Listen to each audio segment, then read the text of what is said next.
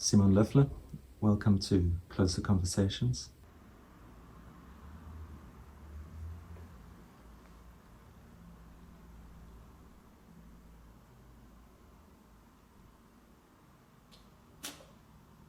Humans have for a long time used animals as a kind of a point of distinction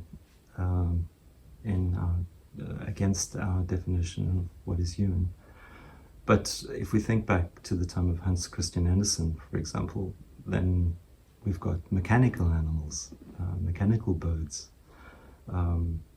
that played a role there. And at that point in time, 150 years ago, 200 years ago, the mechanical was the thing that was often used to define ourselves against, that humans were not machines or humans were not robots. If we think back, closer to our own time, something like Kraftwerk or even Steve Reich, there are mechanical elements, but the mechanical elements are the things that help bring our humanity to the fore. But what's very interesting about your project is that it's now animals that are in focus as taking on that role. Could you tell us a little bit about how you came to this? This way of working. Yeah, sure. I don't know if I don't know if I can really distinguish between mechanization and animality as such in my pieces, because mechanical constructions was always, for me, a way of exploring how to extend the body in a way. Of course, there are exceptions, but generally speaking, mechanical bodies is a way for me to complement or subdue or enhance the body of the performer. And working with, I don't know if I can say I work with animals as such. I'm trying to work with the notion of animality. And what that even is, it would be hard for me to define. But in various species, I guess there are, from my point of perception, a kind of mode of being, which I try to apply to music. Like, for instance, let's take birds. When you watch birds, there's always this instant of exploding into affect, and the next instance it's completely still.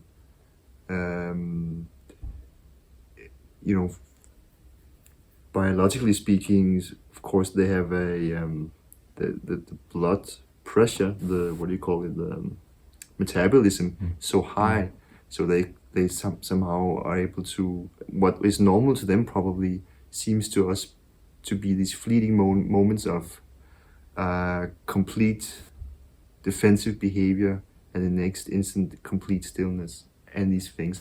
And so to my eyes, or in my laboratory of working with animality, I try to apply that kind of mode of being to a musical behavior. Same with butterflies. And also especially what I'm really interested in, I think, at the very core, is how you interact. Interact is it's just like a semi-mechanical word even. Perhaps it's better to say how you coexist musically. And so putting two entities on stage that adheres to certain behavioral norms, and exploring within that framework how you somehow imprint onto each other, and exchange musical gestures. That's really how I think I work, and it's the same thing 10 years ago. I think I had a neon light, and I was very interested in how performers touch each other. I was asking myself, could I make a whole piece just by transmitting this static electricity from performer to performer? And I found out that I couldn't do that, so I had to build a whole framework around. I had to frame it. So I made this concept with distortion pedals in a piece like B, where I somehow spend most of the time in the piece introducing what I'm really interested in, which is touching. So I don't know if that answers your question, or maybe there were multiple questions, but I guess that's the gist of it. Yeah, there was when I watched the performance of the bird piece. It's yeah, like when art works at its best, you suddenly get to experience things that you take in on a day-to-day basis. Something like watching a bird. Suddenly, through watching the piece, I suddenly found myself relating to that very everyday experience in a completely new way, which is, yeah, it's quite remarkable when one suddenly has that shift of something that one's experienced so many times and just takes for granted, and then suddenly, through seeing these two performers being birds, you suddenly realize what it is to be a bird. And I think what was interesting for me as well is that they weren't like some kind of robot mechanical birds or humans pretending, but you suddenly had the idea of a kind of bird consciousness. Like, what is it like to be in the mind of the bird? At least that's what it's triggered for me, was thinking in that type of way. And then watching the performance, you suddenly find your own awareness of yourself changing as well. And it's also very still. You talk about, gradually taking away all the extraneous things, and so you end up with something that's almost just presence. That's something that we don't have very much of in our sort of rushed day-to-day lives, that when the piece creates a little space for you where you actually have a few moments where you can actually just notice the presence of the performers, that's something quite special.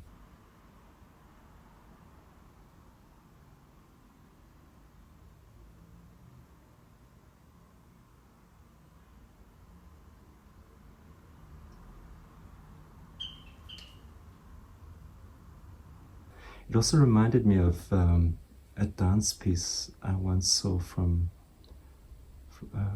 Belgium, and that got me thinking about you spent some time in Belgium studying, and it seems as if that's had quite a profound influence on the time that you spent there. That it's had quite a profound influence on the direction that you've taken. Thinking back to the Dugong days and to what's happened afterwards. What is it about the Belgian scene that opens up that particular space? At that point in time, for me, I was in a program which was very intense. It's called APAS. It was an artistic research program, 1 year artistic research program, where there was a very intense collaborative environment. We had to work together very often in a huge space, and everything was negotiable. There was also a heavy critique instituted in our modes of working together. And but I was really the only musician. Everybody else was, dancers, scenographers, artists. And at that time, that was 2012, the dance scene, the contemporary dance scene in Brussels, maybe it still is, but at the time it was just enormously energetic. I can open up a book about modern dance today and I see half the pieces I've seen live because there was just so much vitality in that scene, and there still is. And so I think I really became keen on working with bodies on stage. And I became keen on working away from instrumentality in this sense that the instrument is the music. You have fixed objects that you play on as pragmatically as you do on classical instruments. Everything is literally at the tip of your fingers. And I became interested in working with just the musical body as such. And of course, Brussels is just this enormously philosophical city. It has, I don't know how many mayors, 16 or something. And everything in the city is visibly negotiable. So many borders and differentiations that are constantly somehow clashing. The discourse with which you engage with contemporary colleagues is just very rich. It's very fluid.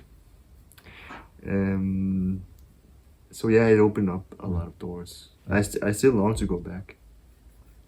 Something other than the regular conservatory environment that you're now teaching. True, which is also changing, for sure. Yeah.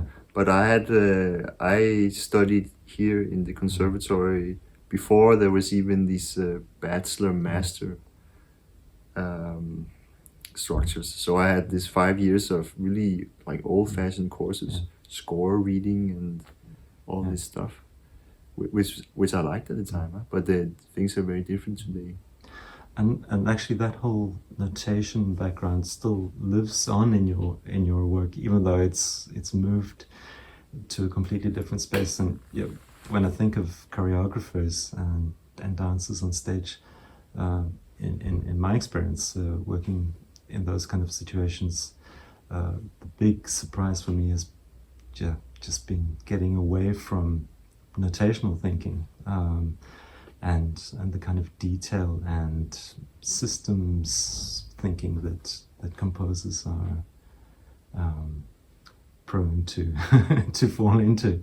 When you're working with bodies directly and on a space together with a lot of people, it comes. You just start working in a very different way.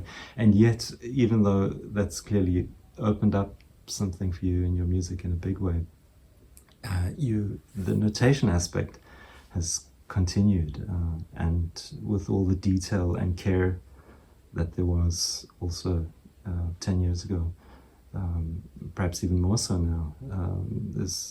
The pieces are really, even though it's almost reduced to just a human body or two, maybe with one or two small extras to help along.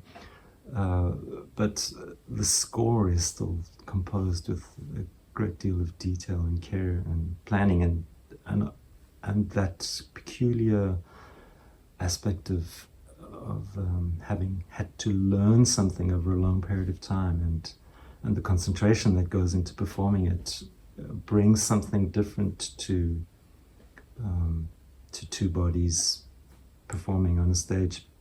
Yeah, I mean, there are practical aspects to this, because I mainly still work with musicians, and to have a notational framework helps.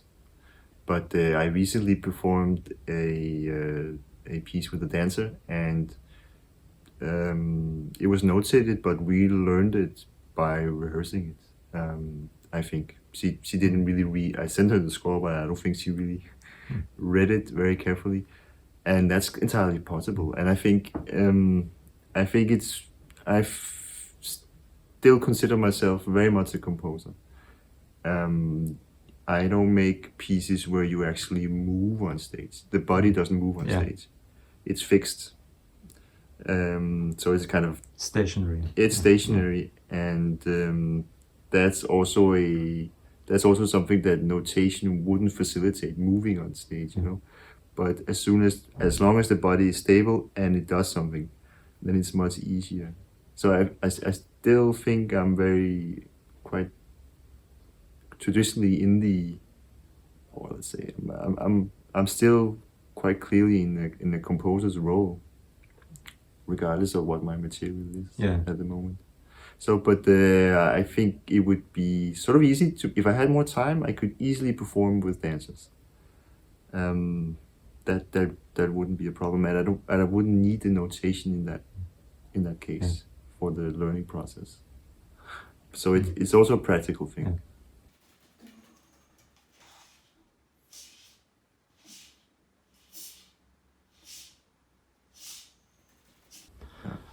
Something also that I was thinking about was when one creates a piece as a choreographer with people on stage and often working with the material that the performers bring to the party.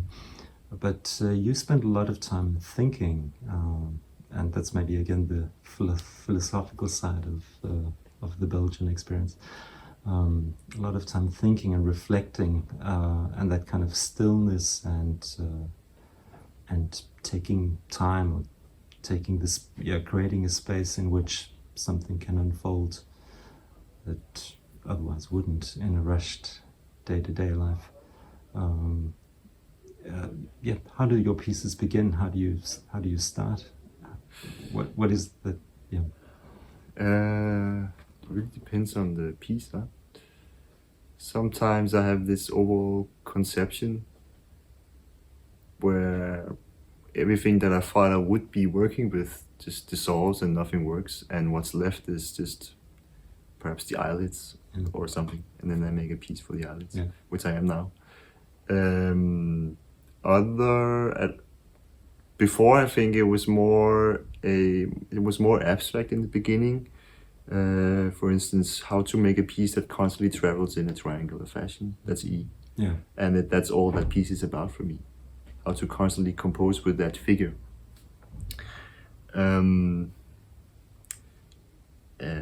Other pieces have, like I have this piece called H, where there's 4 motors and 4 musicians, and they constantly interact, and it was heavily inspired by like a kind of 19th century Marxist notion of industrialization.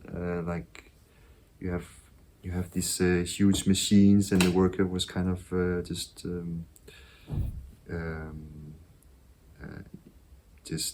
servicing the machine in a way. Yeah.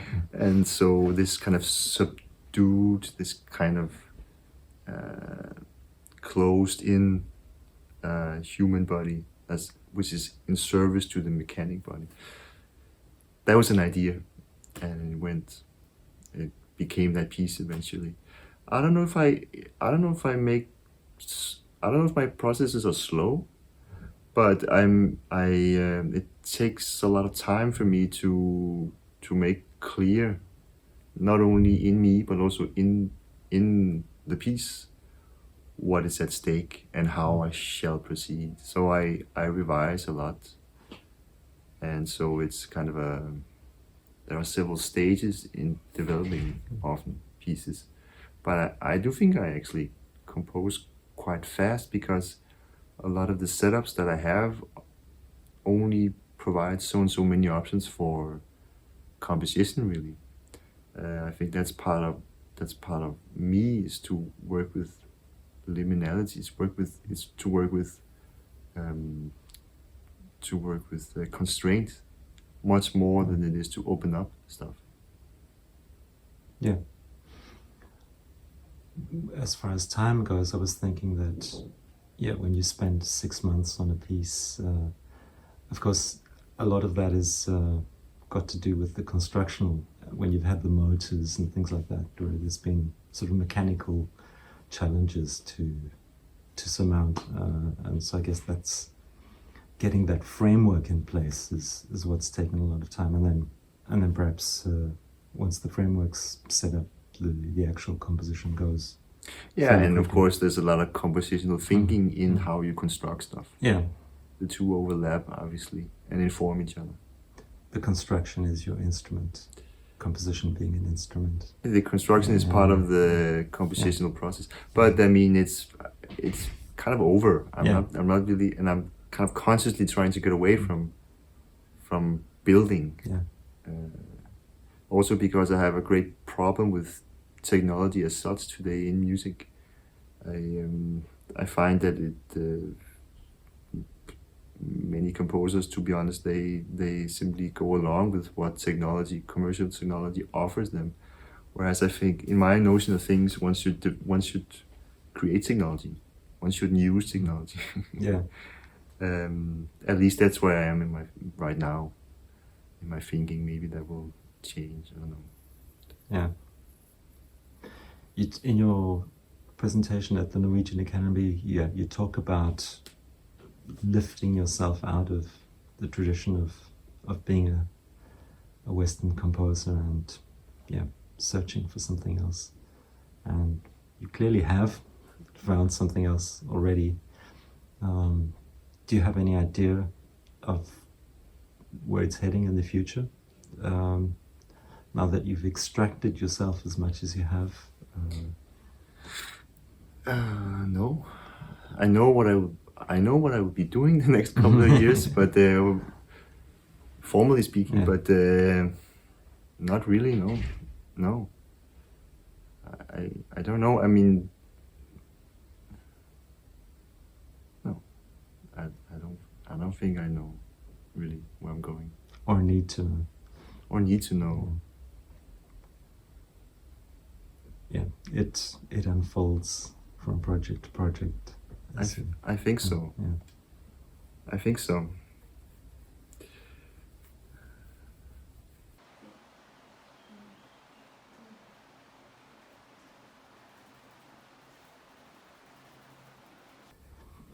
Yeah. Could you tell us a little bit more about the research project? Yeah, the research project is called Becoming Animal, which is not the best title, but it is a platform for me to explore animality in the sense of how you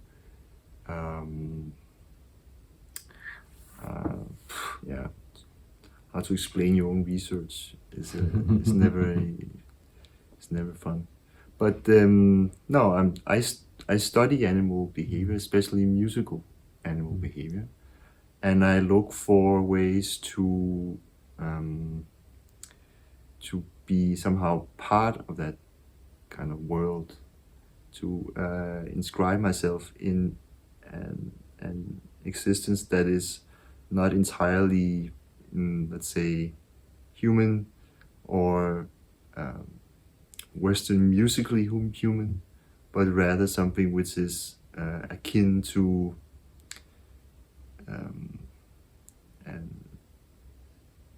an in-betweenness on stage, something that is not a musician, something that is very clearly not obviously an animal as such, but something that moves and behaves and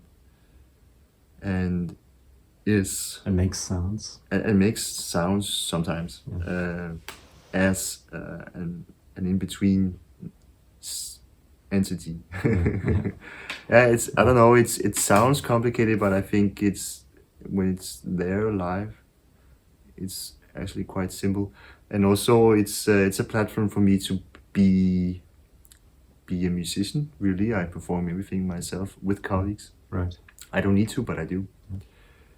And I think I do think it's very important in the future that composers become musicians and that performers become composers. I think that the borders should be less strict.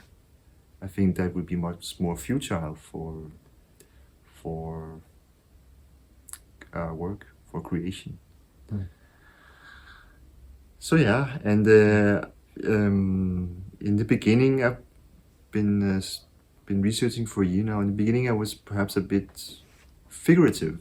I made something that very much is a bird piece, I think. I built an extension of the mouth so it looks like a beak. And in my second attempt, I was making this winged creature on stage, which is akin to a kind of insect body, I guess. And I was studying a lot of butterfly behavior, how they mate, how they find each other, how they fly in sync once they start, before they mate, like the courtship ritualization. A lot of my study revolves around courtship rituals. Right. Yeah. You talk about also the sound aspect of that, with the animal calls being a kind of courtship. Yeah, sure, signals. Sure. And I think it's important sometimes to reflect on how we are also part of that music making idiom, the courtship, the getting closer to each other, kind of yeah.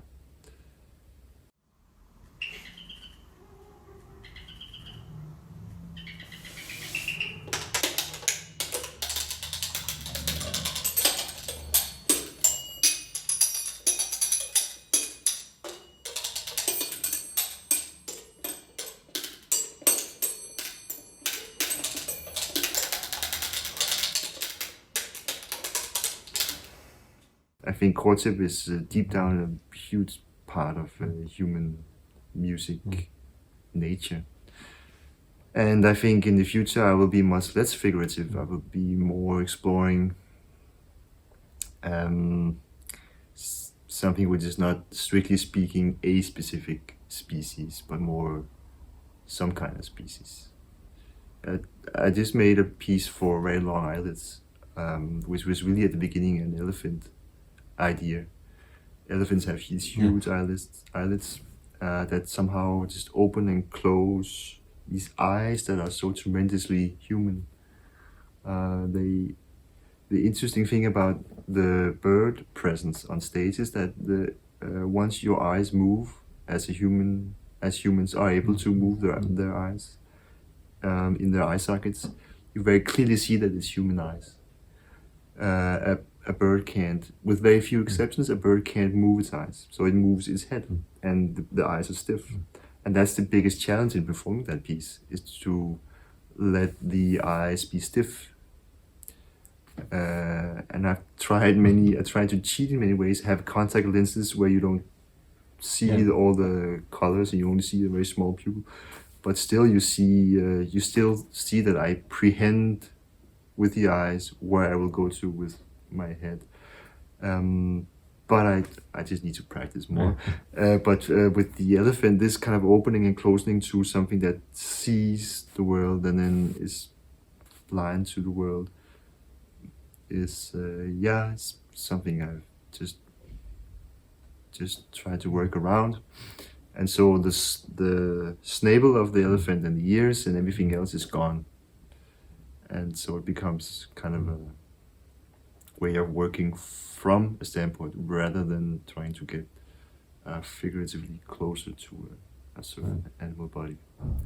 Yeah, as with the bird piece, where there are no wings, things like that, the things we normally associate with birds, but just focusing on one aspect. Yeah, and no bird song either, which was very important for me.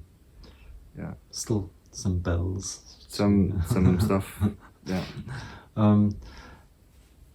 One thing in the paper that you talked about was the interior and exterior worlds, that the whole notion of that there's an external world and our internal experienced world, and what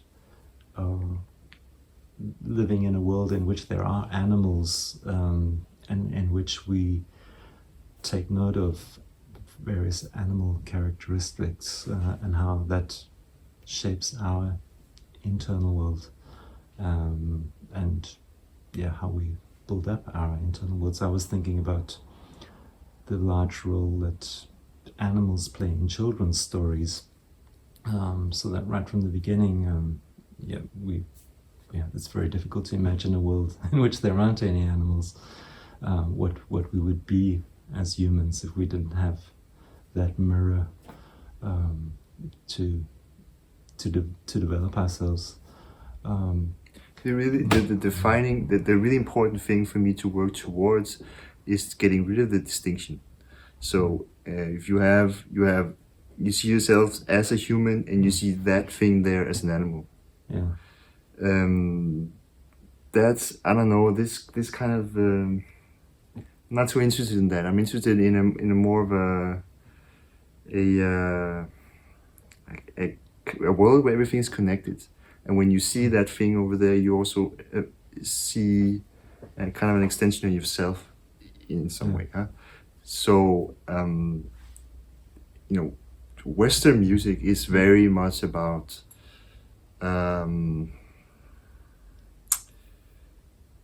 being Western and being excellent, being distinct, even in a way being superior. I'm much more interested in thinking about music as something that is part of everything.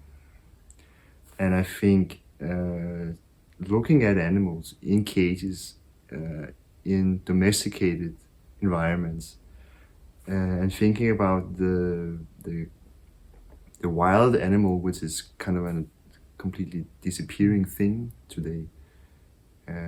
What I'm interested in is taking that distinction away between us and them, and making us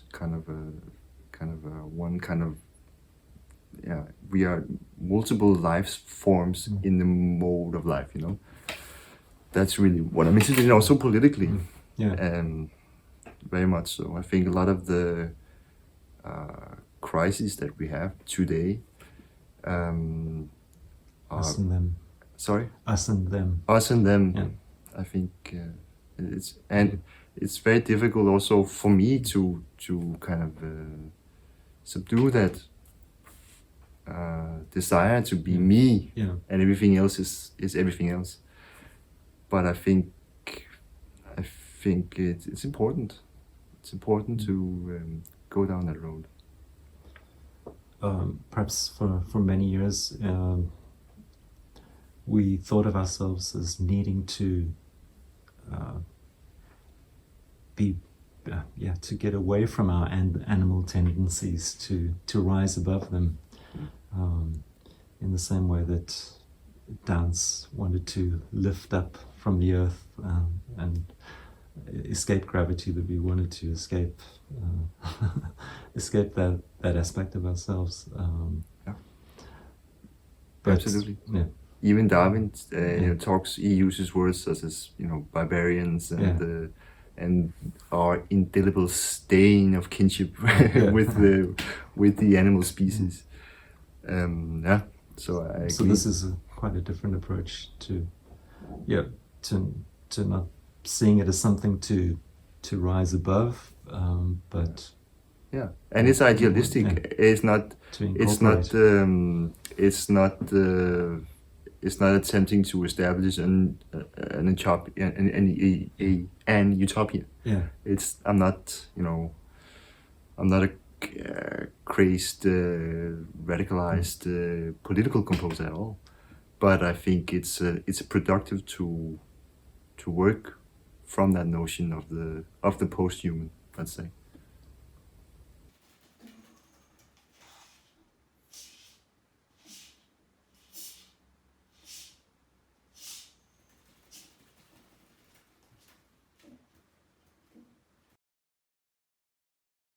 Like I was talking about with the children's stories and everything, incorporating or getting some kind of grip on animal aspects through stories, but then again projecting human aspects back into animals, and kind of humanizing animals in various ways.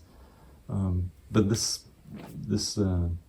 research that you've undertaken here clearly opens up a very different way of relating to them and relating to the natural world around us. Yeah, maybe. I mean, it's also very dependent on current philosophy. Yeah. It's obviously not something I'm taking out of thin air. That's clear. And I am, not at all an expert in these matters at all. I use everything completely egotistically for my own artistic purposes. I'm not, I'm very far from being a scholar or a researcher as such. Yeah. I am an artistic researcher, but not yeah, that's an interesting topic, maybe for another discussion of where art and research, how they coexist.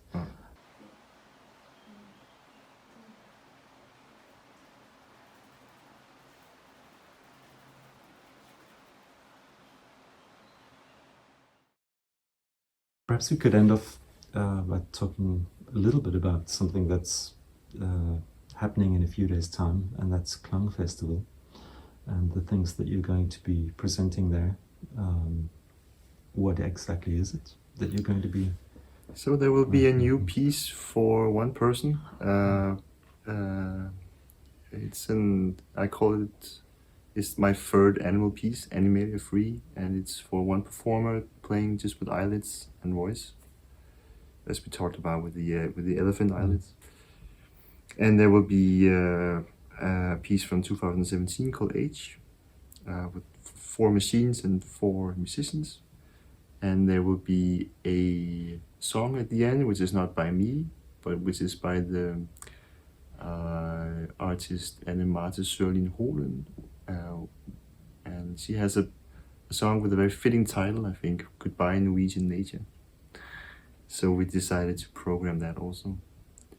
I think it's really a solo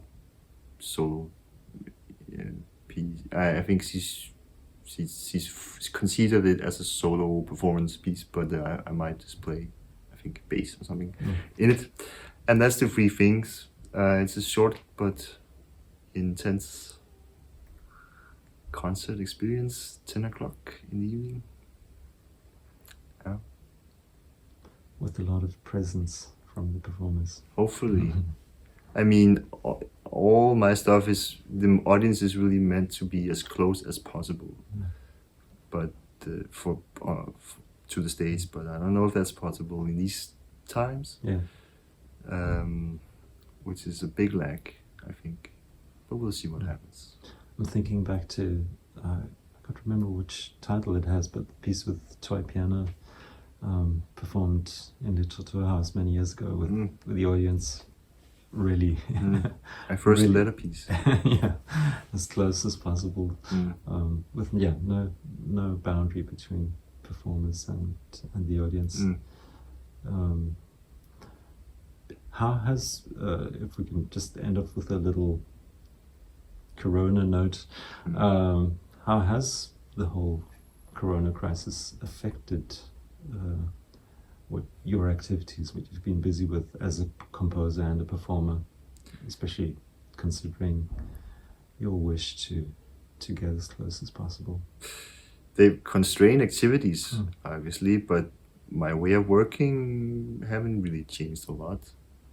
I'm fortunate to have these projects where I have time to develop, and I don't use a lot of performers in my present projects, 1 or 2 at most. So I think I'm lucky. Yeah, so that way it's worked out. I think I'm lucky. And in Oslo, I have an office by myself in the academy where I can sit isolated and work. So I'm very fortunate. I have a great deal of empathy for my colleagues around the world who have to work under much more severe consequences of Corona than I do. Great. Thanks, Simon. Thanks very much for taking the time to chat about animality.